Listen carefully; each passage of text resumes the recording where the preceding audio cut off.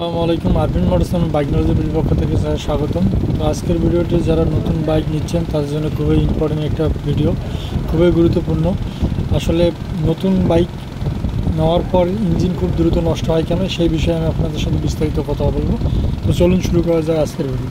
তো আপনি যখন যে কোনো শোরুম থেকে নতুন একটা বাইক ক্রয় করেন, তো আসলে অনেক নিয়ম কারণ আছে যে আপনি নতুন চালক হিসেবে এটা জানেন না, এবং অনেক শোরুম থেকে হয়তো বলে দেওয়া হয় না, আবার অনেক শোরুম থেকে বলে দেওয়া হয়। তো মেন বিষয়টা হচ্ছে আপনি যখন জানবেন না তখন আপনার অপূরণীয় ক্ষতিটা হয়ে যাবে। তো বিষয়টা এরকম যে আপনি একটা বাইক নিয়েছেন, আপনার বাইকের কিন্তু একটা ব্রেকিং পিরিয়ড থাকে।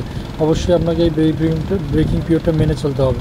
যারা ব্রেকিং পিরিয়ড মেনে চলেন না তাদের জন্য আপনার বাইকটা খুব তাড়াতাড়ি নষ্ট হয়ে যায় বা ইঞ্জিনের পারফরমেন্স কমে যায়।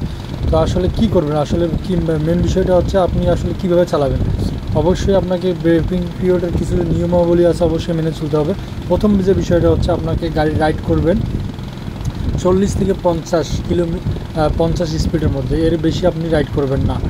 দ্বিতীয় বিষয়টা হচ্ছে আপনাকে পিলিয়ন নেওয়া যাবে না, আপনি পিলিয়ন ছাড়াই গাড়িটা রাইড করবেন 2000 কিলোমিটার পর্যন্ত। তাহলে আপনার গাড়ির পারফরমেন্স এবং আপনার সব দিক দিয়ে আপনি সুবিধা ভোগ করবেন।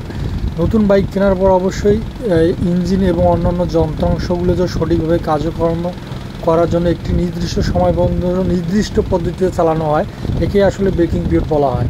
এই সময় ইঞ্জিনের অন্যান্য যন্ত্রাংশের মধ্যে ঘর্ষণ কমিয়ে আনতে হয় এবং বাইকের কর্মক্ষমতা এবং স্থায়িত্ব জন্য খুবই গুরুত্বপূর্ণ বিষয় থাকে। তো আর একটা খুব ইম্পর্টেন্ট বিষয়, সেটা হচ্ছে আপনি আসলে ইঞ্জিন অয়েলটা কখন পরিবর্তন করবেন। আসলে আপনি ইঞ্জিন অয়েলটা কখন পরিবর্তন করবেন না জানার কারণে আপনি 1000 কিলো রাইড করে ফেলছেন, 1200 কিলো 1500 কিলো রাইড করে ফেলছেন, আপনার ইঞ্জিনের ক্ষতি হয়ে যাবে, আপনি বুঝতেই পাবেন। অবশ্যই আপনাকে মনে রাখতে হবে 300 কিলো থেকে 400 কিলোমিটারের মধ্যেই আপনাকে প্রথম ইঞ্জিন অয়েলটা চেঞ্জ করতে হবে। এরপর আপনি আবার রাইড করবেন, রাইড করার পর আবার আপনি 1100 কিলো বা 1000 বা 1200 কিলোমিটারের মধ্যে আপনি আবার দ্বিতীয় ইঞ্জিন অয়েলটা চেঞ্জ করবেন। এইভাবে আপনি 3 নাম্বার ইঞ্জিন অয়েলটা 2000 কিলোমিটারের মধ্যে চেঞ্জ করবেন।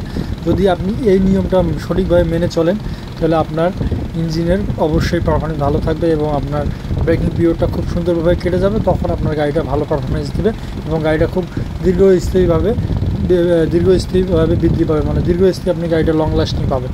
তো এইসব বিষয়গুলো আপনাকে অবশ্যই মনে রাখবেন। আপনি যখন এই ফলগুলো করবেন তখন কিন্তু আপনার গাড়িটার পারফরমেন্স ভালো দেবে না, এবং আপনাকে অবশ্যই গতি আপনার নিয়ন্ত্রণ করতে হবে। যখন তখন আপনার টোটাল টান দিয়ে গাড়ি চালানো যাবে না। এইসব বিষয় আসলে আপনাকে অবশ্যই মেনে চলতে হবে। এটা হচ্ছে মেনলি হচ্ছে ব্রেকিং পিরিয়ড। মোট কথা ব্রেকিং পিরিয়ড একটি গুরুত্বপূর্ণ সময়, নতুন বাইকের কর্মক্ষমতা স্থায়ী এবং দীর্ঘায়িতা নিশ্চিত করা এটা সহায়ক রাখে। তো আসলে যারা নতুন বাইক নিচ্ছেন আপনি অবশ্যই আপনার বাইকের ব্রেকিং পিরিয়ড মেনে চলবেন, তাইলে আপনার বাইকটি লং লাস্টিং ব্যবহার করতে পারবেন। এবং আপনি যদি না বুঝেন অবশ্যই আপনার সার্ভিস সেন্টারের টেকনিশিয়ান বা সার্ভিস অ্যাডভাইসের কাছ থেকে আপনার বিষয়গুলো আপনারা জেনে নেবেন। এটা বিষয় আপনার নতুন বাইকের ক্ষেত্রে খুবই গুরুত্বপূর্ণ। আর আরেকটা বিষয় হচ্ছে আপনি মোবিলটা অন্তত আপনার ডিলার পয়েন্ট থেকে কালেক্ট করার চিন্তা ভাবনা করবেন, বাইক থেকে অবশ্যই মোবিল ব্যবহার করবেন না। ধন্যবাদ।